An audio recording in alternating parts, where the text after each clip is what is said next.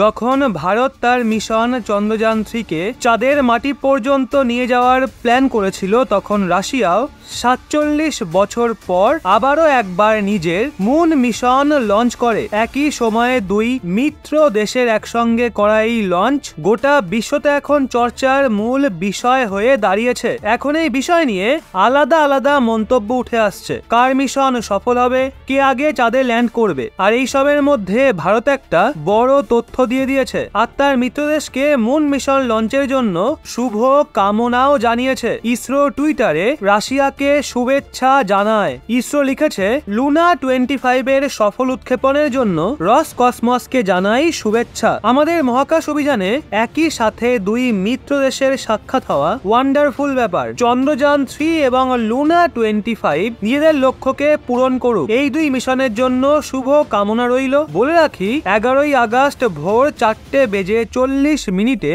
আমুরাও ব্লাস্টের ভস্টচনি cosmodrome থেকে Luna 25 মিশনকে launch করা হয়। লঞ্চিং সোয়ুজ 2.1B রকেট দিয়ে করা হয়। 4 স্টেজের এই রকেট লুনা 25 কে পৃথিবীর বাইরে একটা গোলাকার অরবিটে পাঠিয়েছে, যার পরে এই স্পেসক্রাফট চাঁদের উদ্দেশ্যে বেরিয়ে পড়ে। রাশিয়া তার মুন মিশনকে এমন সময় লঞ্চ করেছে যখন চাঁদে ভারতের চন্দ্রযান-3 অবতরণ করতে চলেছে। এ অবস্থায় এই দৃশ্য মহাকাশে এক নতুন অধ্যায় রচনা করছে। রাশিয়ার স্পেস এজেন্সি রসকসমসের কথা অনুযায়ী মুন মিশনের প্রাথমিক লক্ষ্য সফট ল্যান্ডিং টেকনিককে আরো উন্নত করা এবং চাঁদে জল সহ প্রাকৃতিক বিষয়বস্তুকে পরীক্ষা নিরীক্ষা করা। এরই সাথে রসকসমস বলেছে, লুনা 25 চাঁদে 1 বছর ধরে কাজ করবে। এই যানের মধ্যে 31 কেজির একটা বৈজ্ঞানিক যন্ত্র লাগানো রয়েছে এবং তার সাথে আরো একটা বিশেষ যন্ত্র রয়েছে, যেটা চাঁদের মাটিকে 6 ইঞ্চি খুঁড়ে পাথর এবং মাটির স্যাম্পেল জমা করবে, যাতে ফ্রোজেন ওয়াটার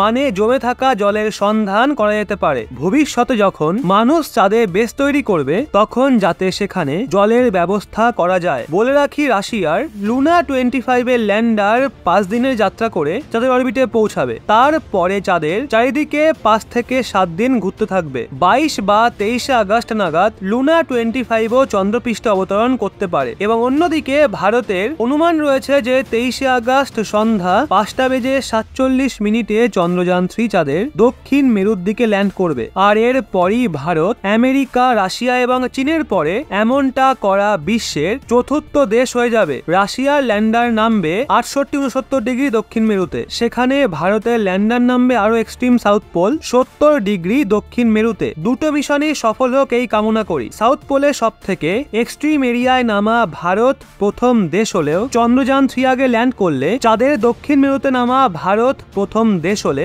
আনন্দ আরো দ্বিগুণ হয়ে যাবে। তবে ইসরোর বিজ্ঞানীরা এই গুরুদায়িত্বে আছেন, ওনারা যেটা ভালো বুঝবেন সেটাই করুক, তাড়াহুড়োর কোনো প্রয়োজন নেই। তো বন্ধুরা, এই বিষয়ে আপনারা কি বলেন নিচে কমেন্টে অবশ্যই জানান।